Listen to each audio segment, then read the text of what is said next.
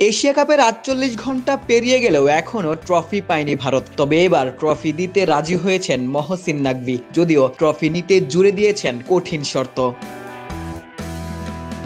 রবিবার ফাইনালের পর এসিসি সভাপতি ও পিসিবি চেয়ারম্যান মহসিন নাকভির হাত থেকে ট্রফি নিতে রাজি হয়নি সূর্যকুমার যাদবের দল। শুরুতে রাজনৈতিক কারণে নাকভির হাত থেকে পুরস্কার গ্রহণে অস্বীকৃতি জানিয়েছিল ভারতীয় দল। অপমানে নাকভি ট্রফি ও মেডেল নিয়ে ভেন্যু ছাড়েন। দুবাইয়ের ট্রফি কিংবা মেডেলগুলো তার কাছেই রয়েছে। তবে এবার ট্রফি বিতর্কে মুখ খুলেছেন সূর্যকুমার যাদব। বিসিসিআই কিংবা ভারত সরকারের নির্দেশে নয়, বরং দলীয় সিদ্ধান্তেই ট্রফি নেয়নি ভারতীয় দল। কুমার আরো বলেন, আমরা তো ড্রেসিং রুম বন্ধ করে রাখিনি, কাউকে অপেক্ষায়ও রাখিনি, অথচ উল্টো ট্রফি নিয়ে ওরাই পালিয়ে গেছে, আমি এটাই দেখেছি। এদিকে বিসিসিআই স্পষ্ট জানিয়ে দিয়েছে ট্রফি ও মেডেল এসিসির অফিসে ফেরাতে হবে, এগুলো নাকভির ব্যক্তিগত সম্পত্তি নয়। ভারত আইসিসির কনফারেন্সেও বিষয়টি নিয়ে অভিযোগ তুলতে পারে।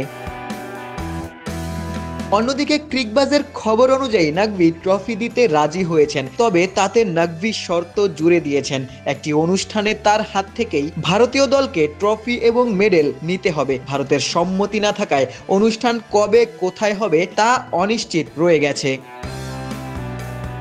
ট্রফি বিতর্কে ভারতের ১৯৮৩ সালের বিশ্বকাপ জয়ী অধিনায়ক কপিল দেব ভারতীয় দলের সমালোচনা করেছেন। কপিল বলেন, আমি শুধু একটা কথাই বলতে চাই, তোমাদের এবং পুরো মিডিয়ার দায়িত্ব খেলার দিকে মনোযোগী হওয়া, রাজনীতির দিকে না যাওয়াই ভালো। ক্রিকেটের সাথে যুদ্ধের রেশ টেনে আনায় নরেন্দ্র মোদীর কড়া সমালোচনা করেছেন পাকিস্তানের সাবেক অধিনায়ক শাহিদ আফ্রিদি। তিনি বলেন, এখানেই আসল পার্থক্য, আমরা খাঁটি স্পোর্টসম্যানশিপ মেনে রেখে খেলেছি, মর্যাদা টিকিয়ে রাখতে চেয়েছি, যুদ্ধকে টেনে আনতে চাইনি। যদি যুদ্ধের কথাই বলতে হয় তাহলে পুরো দুনিয়া জানে এখানে আমরা ৭-০তে এগিয়ে।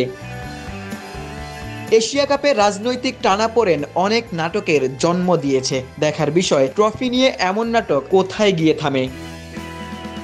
আশিক সারোয়ার, নিউজ 24।